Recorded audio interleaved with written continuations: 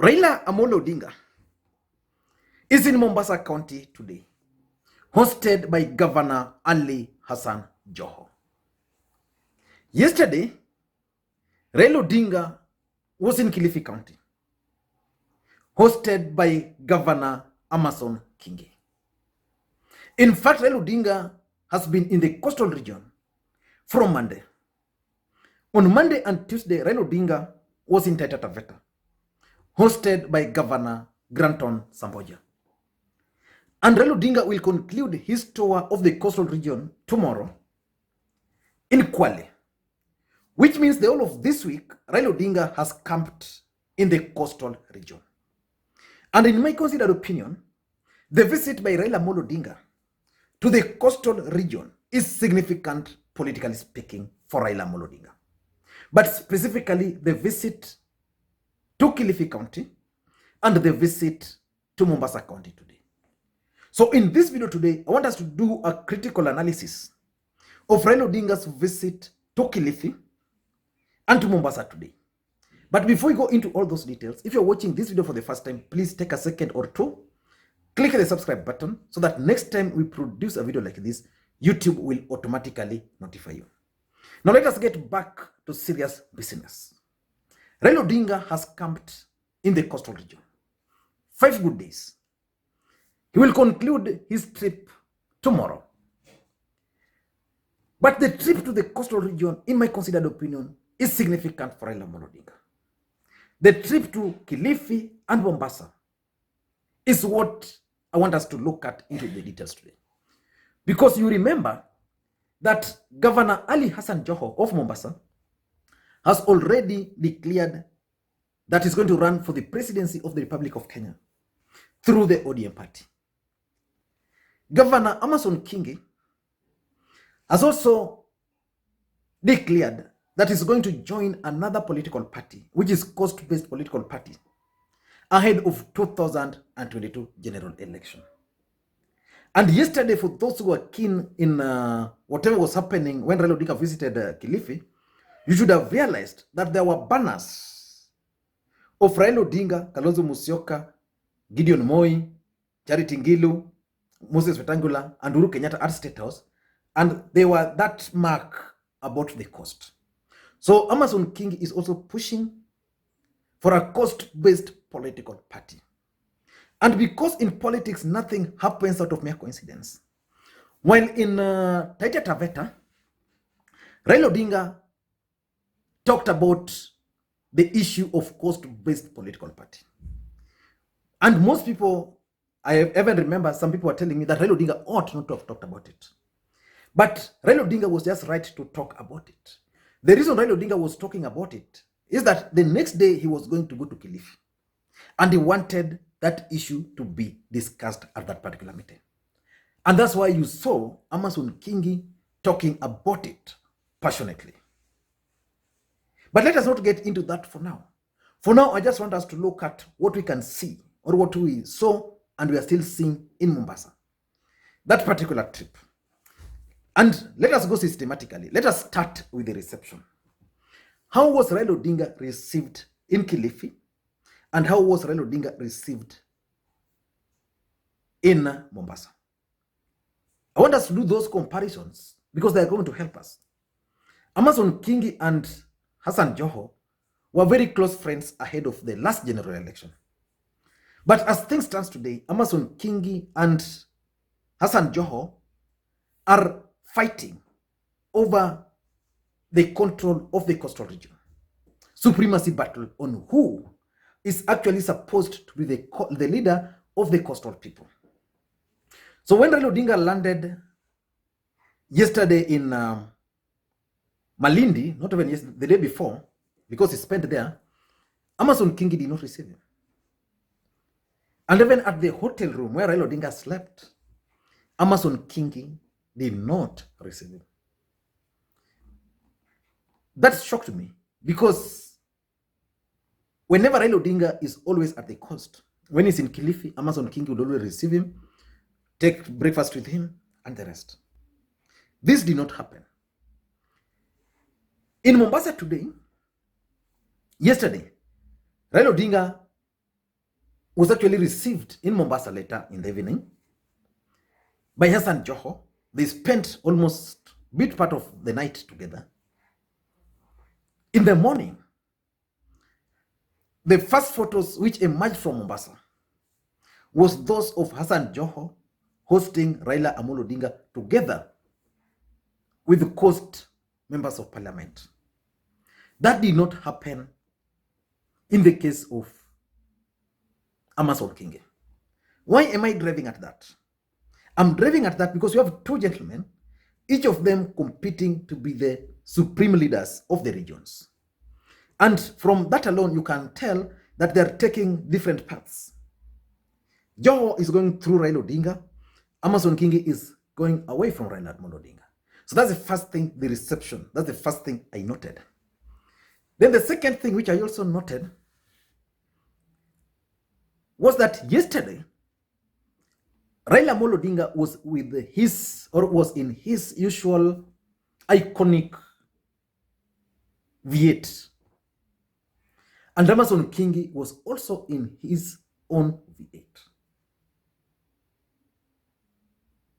It's important because ordinarily, Amason Kingi would have decided to share or to ride in the same vehicle with Raila Odinga, either his official governor's car or Raila Odinga's car. That has been the trend throughout. That did not happen yesterday.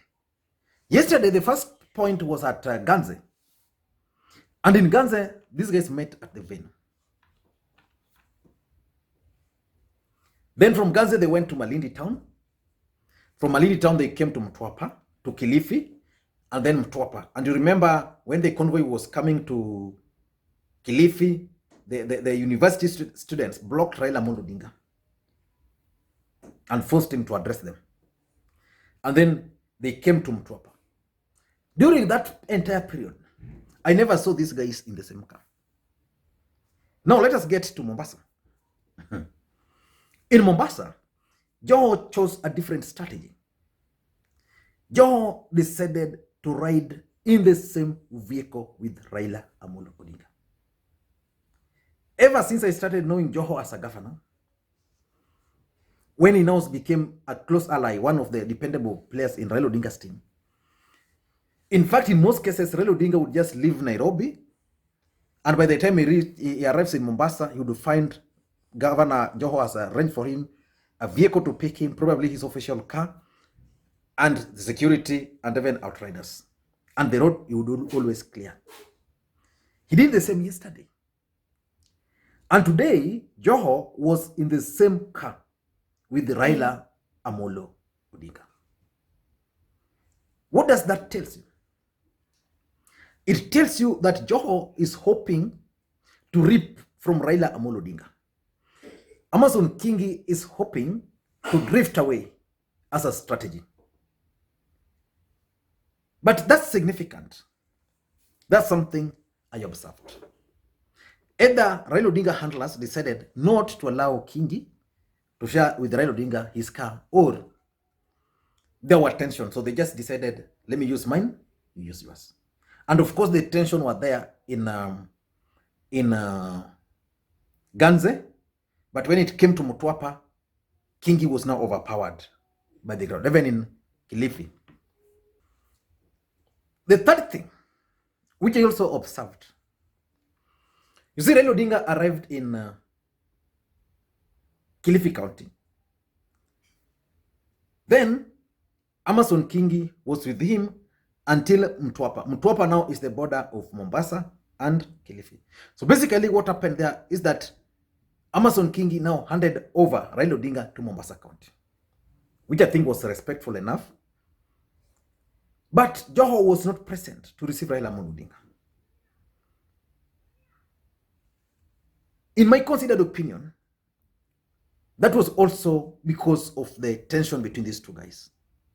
Probably Joho didn't want to be seen to be interfering with the program of the day.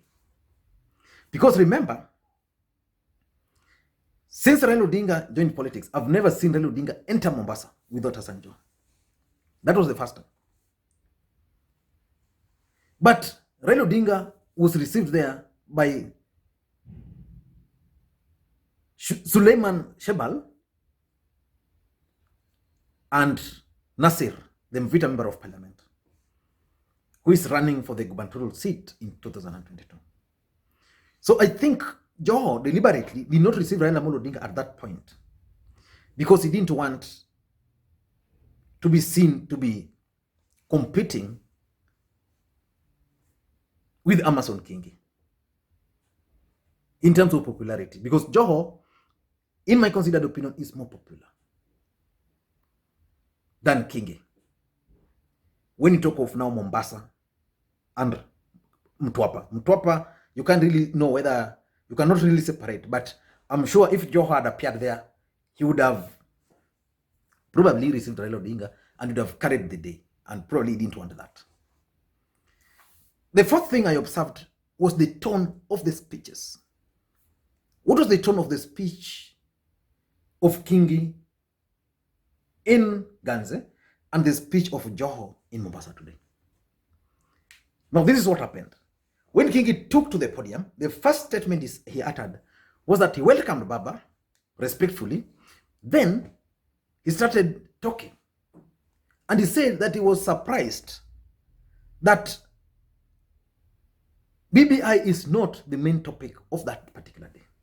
Because I think some members of parliament had piled pressure on him and had endorsed Raila Odinga for the presidency in 2022, and he didn't like that. So first, he talked about building bridges initiative process as the one which should have been the sole agenda for the day, not any other thing. And even reminded people that if that's not going to be the case, then the BBI can even be lost. That's when now he came and started explaining himself about the new party. So that was the tone in Kilifi. What about the tone in Mombasa? Your tone in Mombasa was very clear. And even Raila Odinga's tone in Mombasa was very clear. I want you to listen to Raila Odinga doing this to Hassan Joho. Odi, munajua maji iko mara mengi. Kuna kidimbwi, kuna mto, kuna ziwa, na kuna bahari, sio? Sio? Sasa mimi na Joho tunazoea kuogelea katika bahari, sio? Ndio mimi nimemwambia bwana Kingi, wewe umekuwa kwa bahari, mbona unataka kuja kwa kidimbwi? Tunataka kuacha chama cha kitaifa, tunakuja kwa chama ya pwani. Je, hiyo ni ongwana? Hiyo ni ongwana? Hiyo ni ongwana? Wangapi hapa ni watu wana ODM, nione kwa mkono? Wangapi? Wangapi? Wangapi? Nikisema ODM nasema tuko tayari. ODM. ODM. ODM. ODM. Huyu Joho amefanya kazi mzuri kama mbunge, baadaye akawa kama gavana. Sasa yeye anawania tikiti ya urais wa chama cha ODM. Si sawa?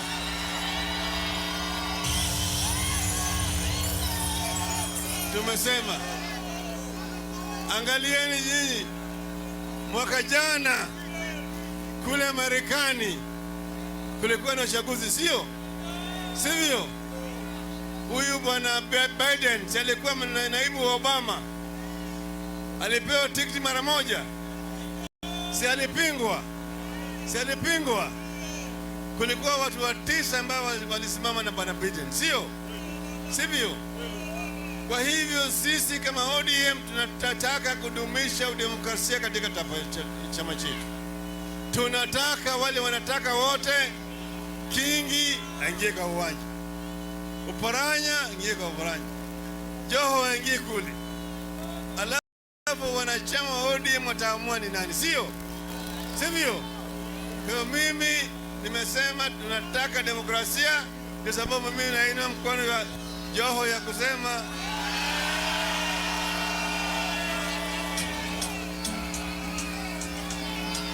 So those are some of the things which I observed from the face value. But now let us get into politics. 4 things I also observed. Number 1 is the supremacy battle between Joho and Kingi. It was very clear. Let us wait and see whether Joho will succeed in rallying support for Raila Odinga through ODM, or Kingi is going to take away the support through his new political party. Let us wait and see. But clearly, there's a supremacy battle between Joho and Kingi, as far as Mombasa politics or the coast politics is concerned. The second thing is that Raila Odinga is still the king in Mombasa County or in the coastal region. Anybody who had hoped, people like Kasha Jumwa, that Raila Odinga is not going to be a factor in the coastal region, I think the message is now clear.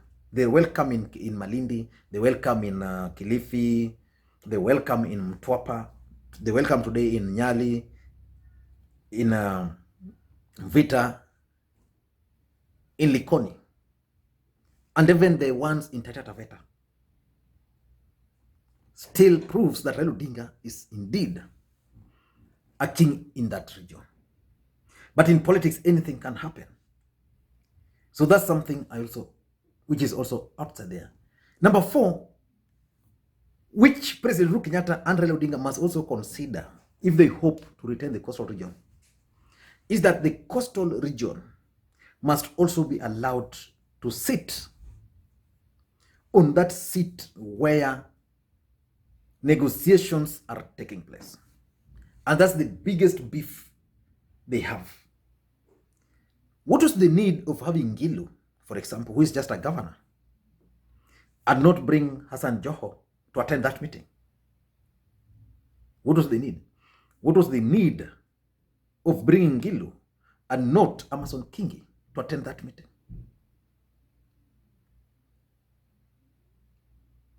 So I think Raila Odinga and President Uhuru Kenyatta must start figuring out how they are going to incorporate politicians from the coastal region into national table.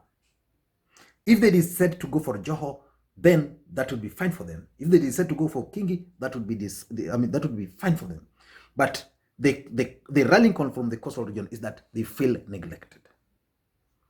And lastly, and I want to say this story about coast-based political party being advanced by Amason Kingi is not going to go anywhere. Based on the reactions, based on the mood, based on what I observed, it's not going to go anywhere.